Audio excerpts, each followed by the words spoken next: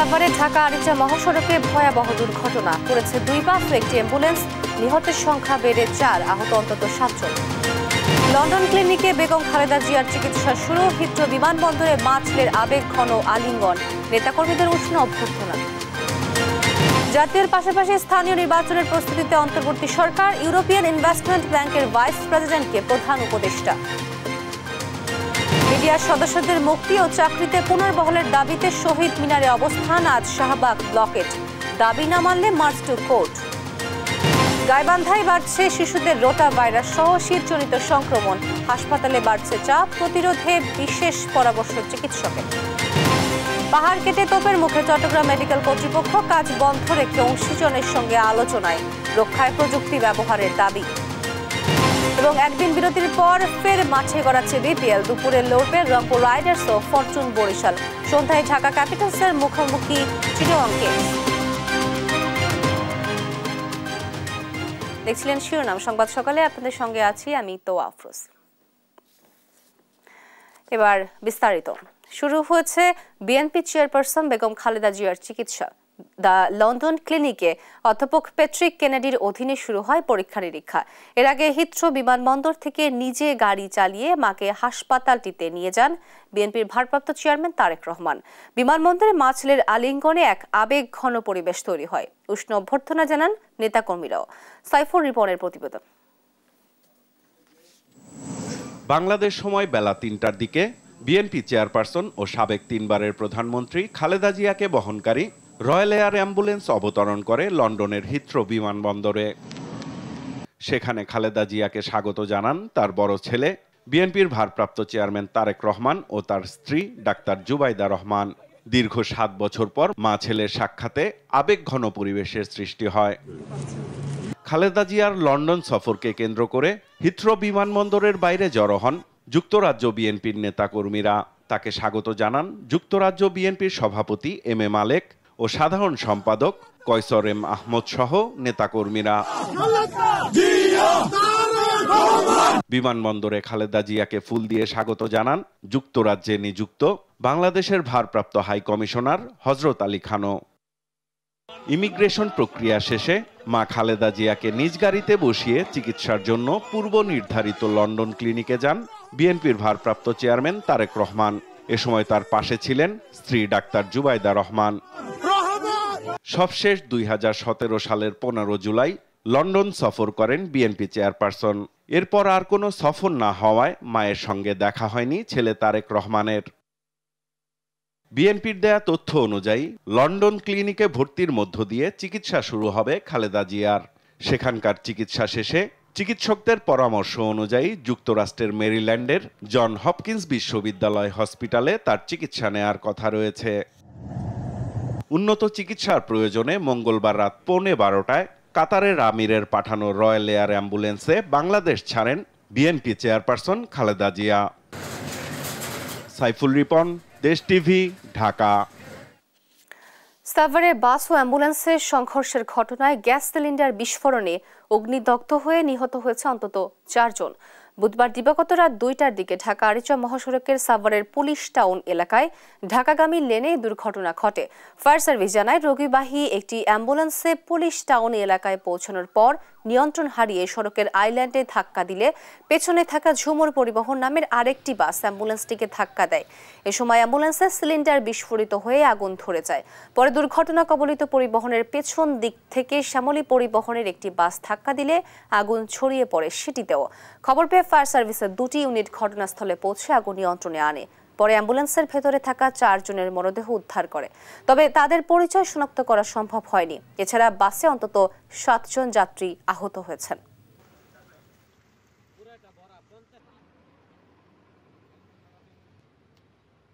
রাত 2:04 সময় 999 থেকে সংবাদ আসে যে সাভার পুলিশ টাউনের সামনে গাড়িতে আগুন। প্রথমে আগুন নির্বাপন করি এবং উদ্ধার কাজ করি।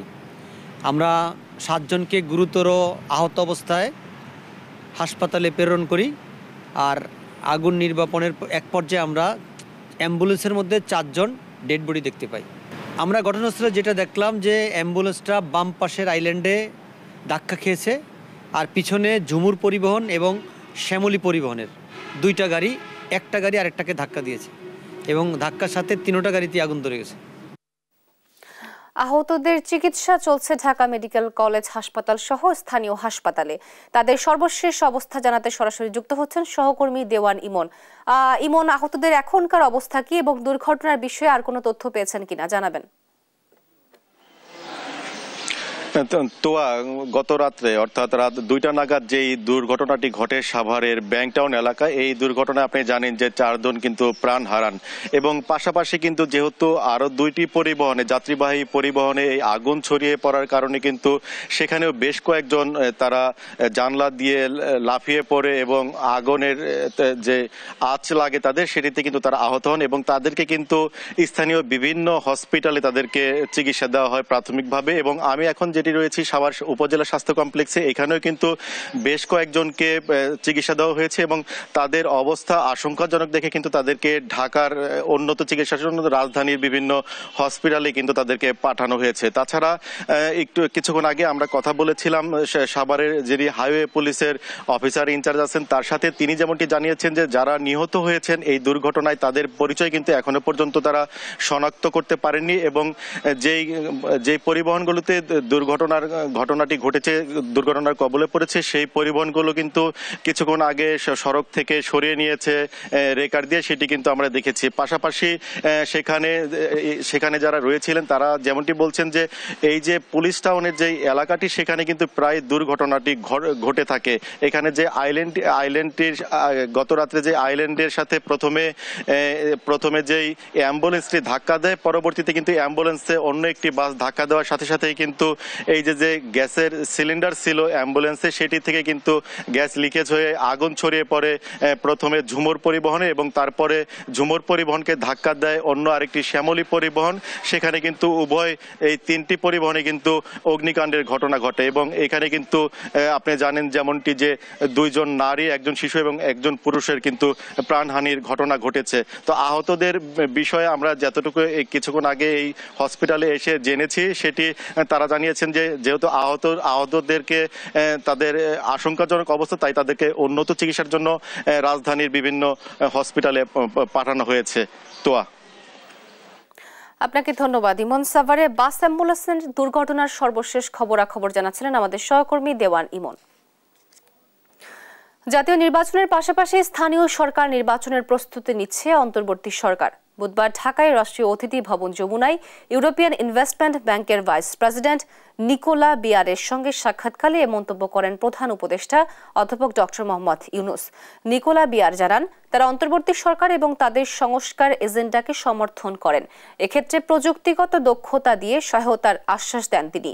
এ সময় দুর্নীতি মোকাবেলা, গ্রিন এনার্জি, সুন্দরবনের ম্যানগ্রোভ বন ও আশপাশের অঞ্চল এবং নদী ব্যবস্থার জন্য একটি বৃহত্তর পরিকল্পনা প্রণয়নে ইউরোপিয়ান ইনভেস্টমেন্ট ব্যাংকের সহায়তা চান প্রধান উপদেষ্টা।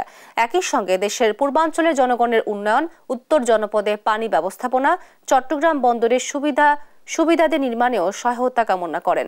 অনুষ্ঠানে প্রধান উপদেষ্টার বিশেষ দূত লুফে সিদ্দিকী, ইউএই রাষ্ট্রদূত মাইকেল মিলার উপস্থিত ছিলেন।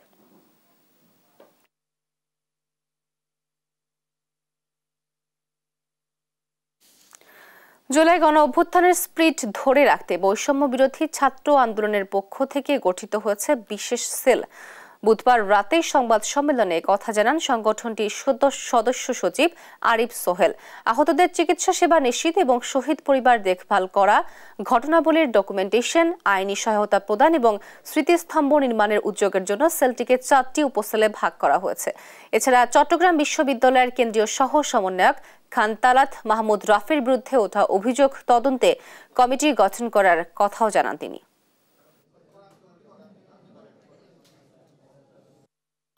আহতদের রক্তের বিনিময়ে পাওয়া আমাদের এই নতুন বাংলাদেশ, নতুন বাংলাদেশের সবার আগে যে সকল খুনিরা এই 2000 মানুষের জীবন কেড়ে নিয়েছে, 30,000 মানুষকে অঙ্গহানি করেছে, সেই খুনিদের বিচার হতে হবে।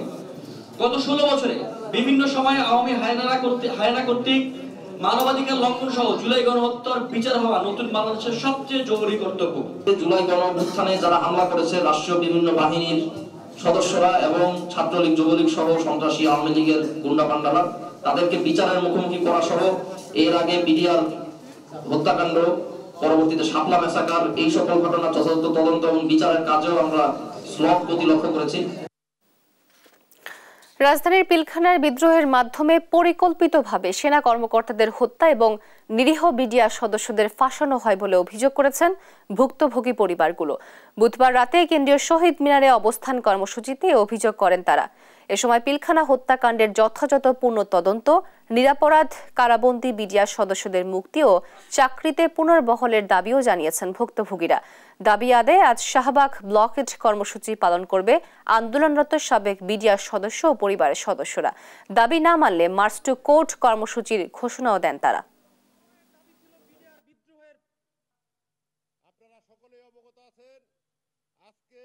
পিলখানা হত্যাকাণ্ড বাংলাদেশের প্রত্যেকটা ফ্যাসিস্ট বিরোধী আন্দোলনের অন্যতম এজেন্ডা হচ্ছে, ফ্যাসিস্ট বিরোধী আন্দোলনের এজেন্ডা হচ্ছে পিলখানা হত্যাকাণ্ডের ন্যায় বিচার। আগামীকাল 9 তারিখ কোর্টের মাধ্যমে যদি আমাদের একটি সুষ্ঠু সমাধান না আসে, তাহলে ওই ব্লকেটের পরে আমরা মার্চ টু কোর্ট ঘোষণা দিচ্ছি। পূর্বাঞ্চলের রাজুকের প্লট গ্রহণে সাবেক প্রধানমন্ত্রী শেখ হাসিনা ক্ষমতার অপব্যবহারের প্রমাণ পেয়েছে দুদক।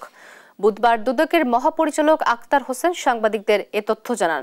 গেল 26 ডিসেম্বর এ নিয়ে অনুসন্ধান শুরু করে দুদক। ওই দিন জানানো হয়, গণপূর্ত মন্ত্রণালয় ও রাজুকের যোগসাজশে অতি গোপনে 2022 সালের 3 আগস্ট শেখ পরিবারের 6 সদস্যকে 10 কাঠা প্লট বুঝিয়ে দেওয়া হয়। আমরা যে রেকর্ডপত্র পেয়েছি তাতে সুস্পষ্টভাবে ক্ষমতার অপব্যবহারের এখানে প্রমাণাদি রয়েছে। এই বিষয়ে আমাদের অনেক অগ্রগতি আছে। আমাদের অনুসন্ধান দল এই নিয়ে অনেক কার্যক্রম গ্রহণ করেছেন। বিশেষ করে রাজুকের পূর্বাঞ্চল প্রকল্পের 60 কাঠা বরাদ্দ সংক্রান্ত বিষয়ে আমরা আপনাদেরকে শীঘ্রই ভালো কিছু তথ্য দিতে পারব। নিয়োগ বাণিজ্যের অভিযোগে ঢাকা ওয়াসার সাবেক এমডি তাসকিম এ খান সহ 10 জনের বিরুদ্ধে মামলা করেছে দুদক। মঙ্গলবার সংস্থাটির মহাপরিচালক আক্তার হোসেন গণমাধ্যমকে এ তথ্য নিশ্চিত করেন। অর্থ আত্মসাৎ ও মানি লন্ডারিং এর অভিযোগে এস আলমের 2 ছেলে সহ 54 ব্যাংক কর্মকর্তার বিরুদ্ধেও মামলা হয়েছে। ফজলে আদিত্যের রিপোর্টে বিস্তারিত। ক্ষমতার অপব্যবহারের মাধ্যমে নীতিমালা অনুসরণ না করে অবৈধ উপায়ে নিয়োগ বাণিজ্যের অভিযোগের সত্যতা মিলেছে ঢাকা ওয়াসার চেয়ারম্যান হাবিবুর রহমান ও আলোচিত সাবেক ব্যবস্থাপনা পরিচালক তাকসিম এ খান সহ বোর্ডের 10 জনের বিরুদ্ধে। বুধবার দুর্নীতি দমন কমিশনের প্রধান কার্যালয়ে দুর্নীতির সমসাময়িক বিষয় নিয়ে সংবাদ সম্মেলনে এসব তথ্য নিশ্চিত করেন সংস্থাটির মহাপরিচালক আক্তার হোসেন। ওয়াসার নিয়োগ সংক্রান্ত আইন ও প্রচলিত বিধিবিধান অনুসরণ না করে নিয়োগ প্রদানের অভিযোগে সাবেক ব্যবস্থাপনা পরিচালক তাসকিম আহমেদ খান সহ 10 জনের বিরুদ্ধে একটি মামলা রুজুর সিদ্ধান্ত গৃহীত হয়েছে। ইতিমধ্যে এই মামলাটি রুজু হয়েছে। এদিকে ঢাকা 13 আসনের সাবেক সংসদ সদস্য সাদেক খান ও তার স্ত্রী ছেলের বিরুদ্ধে জ্ঞাত আয় বহির্ভূত সম্পদ অর্জন সহ 29টি ব্যাংক অ্যাকাউন্টে 466 কোটি টাকা অস্বাভাবিক লেনদেনের অভিযোগে মামলা করেছে দুদক। একই অভিযোগে দিনাজপুর 3 আসনের সাবেক সংসদ সদস্য ইকবালুর রহিম ও তার স্ত্রীর বিরুদ্ধে 12টি ব্যাংক অ্যাকাউন্টে 71 কোটি টাকার বেশি অস্বাভাবিক লেনদেনে মামলা করা হয়। জনাব মোহাম্মদ সাদেক খান সংসদ সদস্য থাকাকালীন সময়ে ক্ষমতার অপব্যবহার এবং অপরাধমূলক অসৎ আচরণের মাধ্যমে অর্থের অস্বাভাবিক লেনদেনের অভিযোগে দুর্নীতি দমন কমিশন আইন, মানি লন্ডারিং আইন অন্যান্য সংশ্লিষ্ট ধারায় আরও একটি মামলা রুজুর সিদ্ধান্ত গৃহীত হয়েছে। জনাব ইকবালুর রহিম সংসদ সদস্য থাকাকালীন সময়ে ক্ষমতার অপব্যবহার, চাঁদাবাজি, টেন্ডারবাজি, বিভিন্ন অনিয়ম ও দুর্নীতির মাধ্যমে অপরাধ করায় সংশ্লিষ্ট আইন অনুযায়ী তার বিরুদ্ধে একটি মামলা রুজুর সিদ্ধান্ত গৃহীত হয়েছে। ব্যাংক হ্যাক ও অ্যাসালম গ্রুপের আওতাধীন ইসলামিক ব্যাংক থেকে 993 কোটি টাকা অর্থ আত্মসাতের অভিযোগে অ্যাসালম গ্রুপের 2 ছেলে সহ 54 ব্যাংক কর্মকর্তার বিরুদ্ধে মামলা করেছে দুর্নীতি দমন কমিশন। বেনিফিশিয়ারিদের বিরুদ্ধে আজ একটি মামলা রুজু হয়েছে। ফজলে আদিত্য, দেশ টিভি, ঢাকা। শীতের তীব্রতায় গাইবান্ধায় রোটা ভাইরাসে আক্রান্তের ঝুঁকিতে পড়েছেন শিশু ও বৃদ্ধরা। এক সপ্তাহে জেলা সদর হাসপাতালে চিকিৎসা নিয়েছে 3 শতাধিক শিশু। প্রতিদিন ভর্তি হচ্ছে 30 থেকে 40 জন। এস এম মইনুল হুদার রিপোর্ট, জানাচ্ছেন নুসরাত শোভা। শীতের প্রকোপে গাইবান্ধায় বেড়েছে শিশু রোগীর সংখ্যা। বিভিন্ন এলাকা থেকে ডায়রিয়া, নিউমোনিয়া, শ্বাসকষ্ট সহ বিভিন্ন রোগে আক্রান্ত শিশুদের নিয়ে হাসপাতালে ছুটে আসছেন অভিভাবকরা। এদিকে অতিরিক্ত রোগীর চাপ সামলাতে পর্যাপ্ত লোকবল, বেড এবং ওষুধের সরবরাহ না থাকায় চিকিৎসা সেবা দিতে হিমশিম খাচ্ছে হাসপাতাল কর্তৃপক্ষ। পর্যাপ্ত সেবা না পেয়ে অসন্তোষ জানান রোগীর স্বজনরা। কালকে 12টার দিকে স্যালাইন দিছি, 2টা পর্যন্ত স্যালাইন দেওয়ার পর আর স্যালাইন নাই। তো এখন বাচ্চা তো ওই কালকে থেকে হাঁটতে দিয়েছে এই পর্যন্ত। এখন বাজে কটা? 10টা মনে হয় বাজে, 10টা 11টার মতো বাজে। এখনো তো কোনো মানে বাচ্চার কোনো হাঁটার কোনো কন্ট্রোলে পাচ্ছে না। আইসি আমি মনে করি ভালোভাবে চিকিৎসাও করতে, মানে চিকিৎসাও দেয় মনে করেন যে এরকম ডাক্তারই নাই ঠিক মতো। মানে 12টার সময় ভর্তি করছি, আমার মনে করেন কন্ট্রোল আসতেছে। সেবা দিতে তো সমস্যা হচ্ছে, বিছানা কম, সেক্ষেত্রে রোগী বেশি, বিছানা দিতে কষ্ট হচ্ছে। তাছাড়া পর্যাপ্ত স্যালাইন, পর্যাপ্ত ওষুধপত্র আছে আমাদের। বিছানা না থাকার কারণে আর আমাদের তো লোকও কম, 2 জন মাত্র আমরা নার্স, রোগী আমাদের 52 জন। এই ক্ষেত্রে তো একটু সেবাটা ঘাটতিটা আছে। ডায়রিয়া সহ শীতজনিত রোগ প্রতিরোধে রোটা ভাইরাস নিয়ে নানান পরামর্শ দেন শিশু বিশেষজ্ঞ। যে সমস্ত বাচ্চাদের বয়স 6 মাসের কম, তাদের বাচ্চা মায়েরা যেন বাচ্চাদের বুকের দুধ খাওয়া নিশ্চিত করে। আর যে সমস্ত বাচ্চার বয়স 6 মাস বা তার বেশি, বুকের দুধের পাশাপাশি অন্যান্য স্বাভাবিক খাবার চালিয়ে যেতে হবে। বাইরের খোলা খাবার খাওয়া যাবে না এবং ব্যক্তিগত স্বাস্থ্যবিধি যেটা সেটা মেনে চলতে হবে।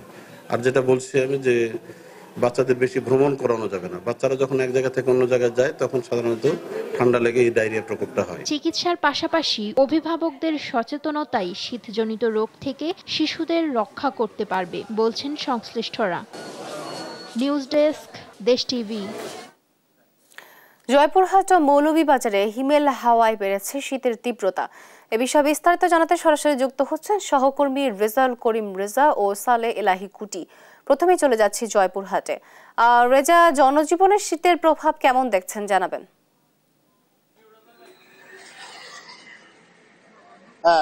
তো আমি এখন দাঁড়িয়ে আছি জয়পুরহাটের 0 পয়েন্টের পাশে বাটার মোড় এলাকায়। তো একটা বিষয় আমি জানিয়ে রাখি যে আজকের এই যে আমাদের জয়পুরহাটের পার্শ্ববর্তী উপজেলা নওগাঁ জেলার বদলগাছি উপজেলায় কিন্তু আবহাওয়া অফিস, আমাদের জয়পুরহাটে কোনো আবহাওয়া অফিস নেই।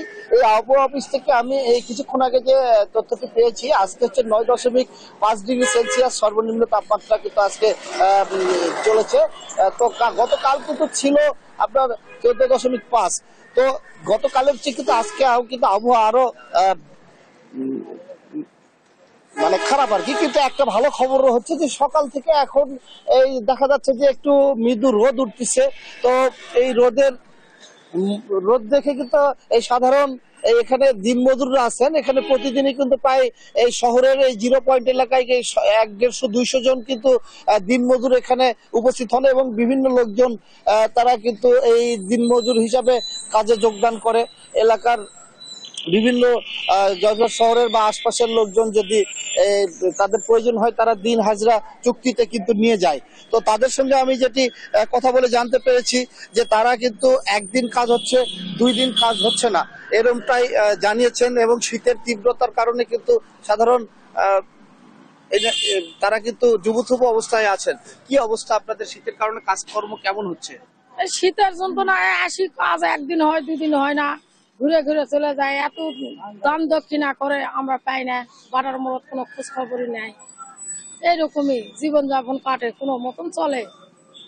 তো আরেকজন আমি এখানে দিনমজুরের সাথে কথা বলে জানতে চাই যে আপনারা শীতে কি অবস্থা? আমাদের শীতে খুব কষ্টকর। আমরা সকাল 6টার দিকে আসে কোনোদিন কাজ হয়, কোনোদিন হয় না, একদিন কাজ হয়, 2 দিন হয় না। আমরা খুব বিবি বাচ্চা নিয়ে খুব কষ্টের ভিতরে আছি। আমাদের কাজ হয়, কাজ হয় না। সকাল 6টার দিকে আসে কোনোদিন চলে যায়, ঘুরে যায়। খুব কষ্টের ভিতরে আমরা আছি। কোনো কম্বল টম্বল, কোনো শীতের কোনো পোশাক পাই না আমরা বাটার মোড়ে। ধন্যবাদ। তো একটা বিষয় আমি জানিয়ে রাখি যে এই যে আমাদের জয়পুরহাটের কৃষি প্রধান এলাকায়, এই কৃষি প্রধান এলাকায় কিন্তু প্রতিদিনই কিন্তু মাঠে কাজ করছে। তারা কিন্তু সকাল ভোর থেকে কিন্তু কাজ করে। এই শীতের কারণে কিন্তু তারাও কিন্তু চরমভাবে বিপাকে পড়েছেন। তো সর্বোপরি বলা যায় দিনমজুর খেটে খাওয়া মানুষ এবং রিক্সা শ্রমিক, ভ্যান শ্রমিক, অটো শ্রমিক তারা কিন্তু যেটি জানিয়েছেন যে তারা তাদের আয় কিন্তু শহরের লোকজন না আসার কারণে অর্ধেকটাই নেমে এসেছে। তো তো এই ছিল আমার জয়পুরহাট থেকে শীতের সর্বশেষ পরিস্থিতি। আমি এখন ময়মনসিংহে কুটির কাছে চলে যাচ্ছি। কুটি, আপনি জানাবেন শীতের পরিস্থিতি।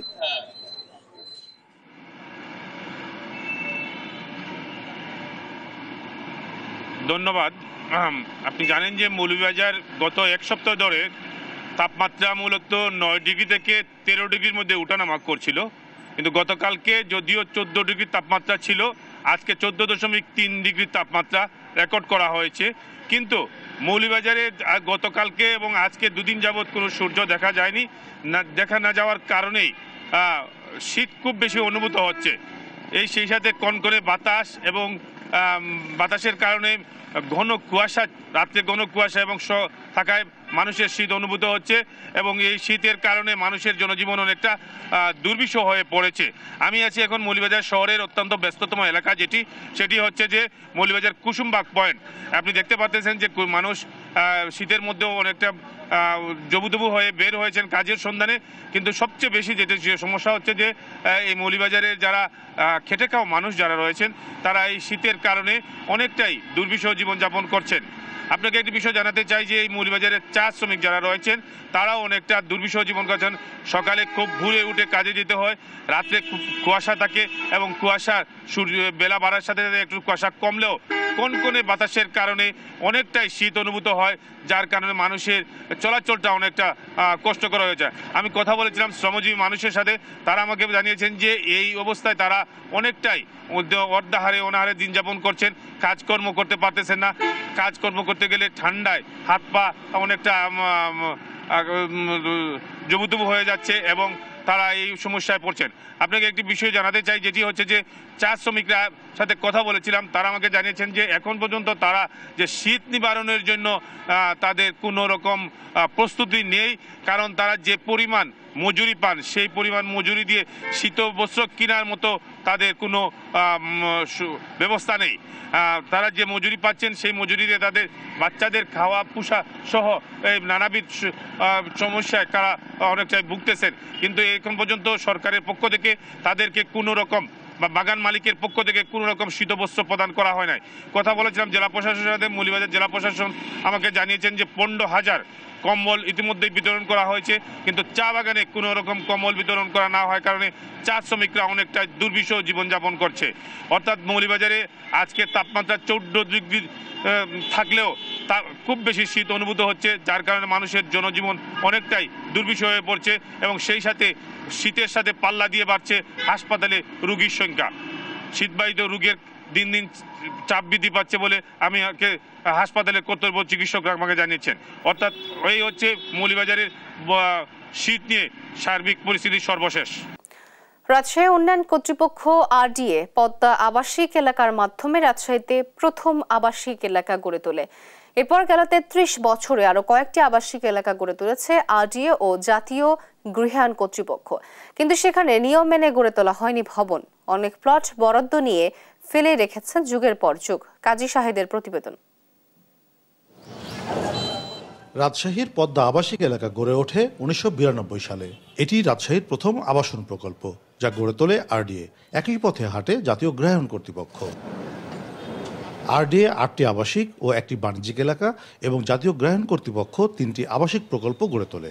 সবগুলো প্রকল্পে প্লট বরাদ্দ দেওয়া হয়, কিন্তু 33 বছর আগের প্রকল্পে বরাদ্দ পাওয়া প্লটেও গড়ে ওঠেনি ভবন। অনেক ব্যক্তি আছে যাদের অলস টাকা, এই অর্থগুলি আসলে ওখানে বিনিয়োগ করেছে। বিনিয়োগের পরে মনে করেন এই প্রকল্পগুলি হওয়ার পরে তারা কিন্তু আসলে এই প্রকল্পের যে প্লটগুলি তারা ঠিকমতো ব্যবহার করে না। জাতীয় গৃহায়ণ কর্তৃপক্ষ বলছে প্লট বরাদ্দের পর ভবন নির্মাণে সময় দেওয়া হয়, কিন্তু অনেকে সেটা মানছেন না। আগামীতে কঠোর হওয়ার কথা জানালেন এই কর্মকর্তা। কোনগুলোতে 3 বছর, কোনগুলোতে 5 বছর। আমাদের লেটেস্ট যেগুলো দিচ্ছি এগুলোতে 5 বছর যদি বাড়ি না করে তখন আমরা পদক্ষেপ নেই। আর পুরাতনগুলোতে যেগুলো বেশিরভাগই বাড়ি করেছেন আমি যতটুকু জানি, আর যারা করেন নাই তাদের বিরুদ্ধে আমরা পদক্ষেপ নিব। তবে আইনের ফাঁকফোকরের সুবিধা নিয়ে অনেকে প্লট বরাদ্দ পেয়েও ভবন নির্মাণ করছেন না বলে জানিয়েছেন রাজশাহী উন্নয়ন কর্তৃপক্ষের এস্টেট অফিসার। একটা শর্ত বলাও আছে যে এটা কর্তৃপক্ষ সময় এক্সটেনশন করতে পারে ইচ্ছা করলে, তার আবেদনের প্রেক্ষিতে সময় এক্সটেনশন করতে পারে। এ মর্মে আমাদের আইনও আছে, প্লটবদ্ধ প্রবিধানমালা আছে। প্রবিধানমালাতেও বলা আছে যদি যুক্তিসঙ্গত কারণ হয় সেক্ষেত্রে তার আবেদনক্রমে একটা এক্সটেনশন করা যাবে। ইতোমধ্যে আরও নতুন আবাসিক এলাকা গড়ে তোলার উদ্যোগ নিয়েছে এই দুই সংস্থা। নাগরিকদের দাবি আগের প্রকল্পগুলোতে ভবন নির্মাণ নিশ্চিতের পর নতুন প্রকল্প নেয়ার। কাজী শাহেদ, দেশ টিভি, রাজশাহী। পাহাড় কেটে হাসপাতালের ভবন নির্মাণ শুরু করে সমালোচনার মুখে কাজ বন্ধ রেখেছে চট্টগ্রাম মেডিকেল কলেজ হাসপাতাল কর্তৃপক্ষ। অংশীজনদের সঙ্গে মতবিনিময় করে নিজেদের অবস্থান তুলে ধরে হাসপাতাল কর্তৃপক্ষ। এদিকে এমন ঘটনায় উদ্বিগ্ন পরিবেশবাদীরা। একে এম নাজিমের রিপোর্ট, জানাচ্ছেন তারেক মাহমুদ সুজন। চট্টগ্রামের চট্টশ্বরী সড়কের গোয়াচি বাগান এলাকায় বার্ন ও প্লাস্টিক সার্জারি ইউনিটের ভবন নির্মাণ শুরু করেছে চট্টগ্রাম মেডিকেল কলেজ হাসপাতাল কর্তৃপক্ষ। অভিযোগ উঠেছে পরিবেশ অধিদপ্তরের অনুমতি না নিয়ে পাহাড় কেটে করা হচ্ছে এই ভবন নির্মাণ। সমালোচনার মুখে বুধবার অংশীজনদের সঙ্গে মতবিনিময়ে বসে হাসপাতাল কর্তৃপক্ষ। কাজ বন্ধ রাখা হয়েছে জানিয়ে অনুমতি না নেওয়ার কথা স্বীকার করলেও হাসপাতাল কর্তৃপক্ষ যুক্তি তুলে ধরেন পাহাড় কাটার পক্ষেই। পাহাড়ের যে মেজারমেন্ট আমি যেটা করছি ইস্ট টু ওয়েস্ট ল্যান্ড যেটা 50 মিটার, তারপর হাইট হচ্ছে 20 মিটার আর ব্রেথ হচ্ছে প্রায় 56 মিটার। এই হাইট এই মেজারমেন্টের একটু অংশ কিন্তু ব্যতিক্রম হচ্ছে না, জাস্ট ওটা স্লোপ করতেছে। এটা স্লোপ না করলে পাহাড়টা। তবে প্রকল্প বাস্তবায়নকারী চীনা প্রতিষ্ঠান ও গণপূর্ত অধিদপ্তরের দাবি পাহাড় কাটা নয়, বরং পাহাড় রক্ষায় আধুনিক প্রযুক্তি ব্যবহার করা হচ্ছে এই প্রকল্পে।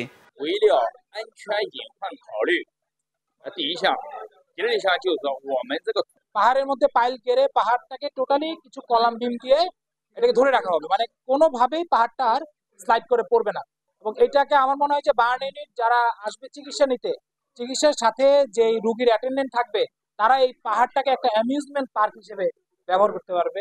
ভবন নির্মাণের নামে এভাবে পাহাড় কেটে পরিবেশের ভারসাম্য নষ্ট করা নিয়ে উদ্বিগ্ন সচেতন মহল। পাহাড় ও পরিবেশ রক্ষা করে হাসপাতালের ভবন নির্মাণের দাবি পরিবেশবাদী সংগঠনগুলোর। পাহাড়টাকে সংরক্ষণ করে ওনারা কাজ করবেন, কিন্তু পরবর্তীতে আজকে ওনারা যেটা বললেন যে পাহাড় ধসে পড়ার কারণে ওনারা আমাদের প্ল্যানিংটা চেঞ্জ করেছেন। তবে আরেকটা কথা যেটা উঠে এসেছে, যে কোনো প্রকল্প কাজ শুরু করার আগে ইআইএ করতে হয়, ওনাদের ইআইএ নেই। এটা শুনে আসলে আমরা একটু আপসেট হয়েছি। 2024 সালের মে মাসে একনেকে অনুমোদন পায় চট্টগ্রাম মেডিকেলের 150 শয্যার বার্ন ও প্লাস্টিক সার্জারি ইউনিট নির্মাণ প্রকল্প। 285 কোটি টাকার এই প্রকল্পের মধ্যে চীন সরকার অর্থায়ন করবে 180 কোটি এবং বাংলাদেশ সরকার অর্থায়ন করবে 105 কোটি টাকা। নিউজ ডেস্ক, দেশ টিভি। সাভারের শ্যামপুর সহ বিভিন্ন এলাকায় পরিত্যক্ত টায়ার গলিয়ে তৈরি হচ্ছে জ্বালানি তেল। এতে বাতাসে ছড়িয়ে পড়ছে কার্বন মনোক্সাইড, নাইট্রোজেন ও মিথেন সহ 16 ধরনের ক্ষতিকর গ্যাস।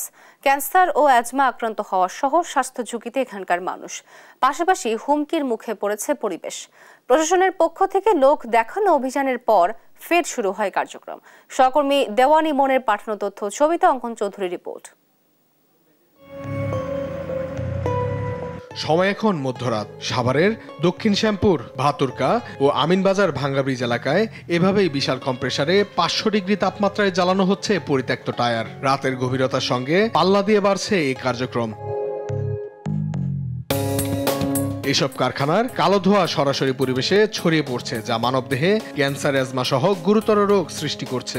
এসব কারখানায় পরিবেশ অধিদপ্তরের অনুমতি নেই এবং একাধিক অভিযান সত্ত্বেও কার্যক্রম বন্ধ হয়নি। পরিবেশের ক্ষতি করেন, মানুষের তো বাঁচা লাগবে, আমরা বাঁচা লাগবে না, আমরা ফ্যামিলি চলার লাগবে না, আমরা কেউ সহযোগিতা করব। আমরা তো পরিবেশ দেখি না যে এইভাবে ক্ষতি হয়। তবে তো অবৈধ কিছু না যে এটা দিয়ে মানুষ নেশা পানি করে, এমন তো কিছু না। দিনের বেলায় টায়ার টিউব প্রস্তুতির জন্য ব্যস্ত থাকলেও রাতের অন্ধকারে এসব টায়ার পুড়িয়ে জ্বালানি তৈরি করা হয়। জ্বালানি হিসেবে ব্যবহার করা হচ্ছে গাছ ও কাঠ, যা ফসলি জমি এবং পরিবেশের ক্ষতি করছে। এই অবৈধ কারখানা তো মানুষ তো শ্বাস ফেলাতে পারে না। সবজি, এমন কোনো সবজি না আমরা এই এলাকায় করতে পারতেছি না, সব নষ্ট হয়ে যাচ্ছে, পচে যাচ্ছে গাছ। যাতে বিষ দিয়ে মেডিসিন দিয়ে কোনো কাজ করে না। যে কোনো গাছের যে কোনো ফসলের ভিতরে কালি দিয়া মা জায়গা ক্ষেতের ভিতরে আটপের গেলে মনে করেন পাও কালো জায়গা। যদি গর্ভবতী কোনো মেয়ে থাকে তার এই গর্ভের ভিতরে সন্তানটা নষ্ট হয় এই নিঃশ্বাসের কারণে। এই বাতাসে মনে করেন প্রচুর ক্ষতি। এসব কারখানার কালো ধোঁয়ায় 16 ধরনের ক্ষতিকর গ্যাস ছড়িয়ে পড়ছে, যা মানুষের স্বাস্থ্যের জন্য ঝুঁকিপূর্ণ। সাভার উপজেলা প্রশাসন এসব অবৈধ কারখানায় অভিযান পরিচালনা করার পরের দিন থেকে অদৃশ্য শক্তিতে ফের একই গতিতে চলছে কার্যক্রম। এ বিষয়ে কোনো বক্তব্য দিতে রাজি হননি সাভার উপজেলা নির্বাহী কর্মকর্তা মোহাম্মদ আবু বকর।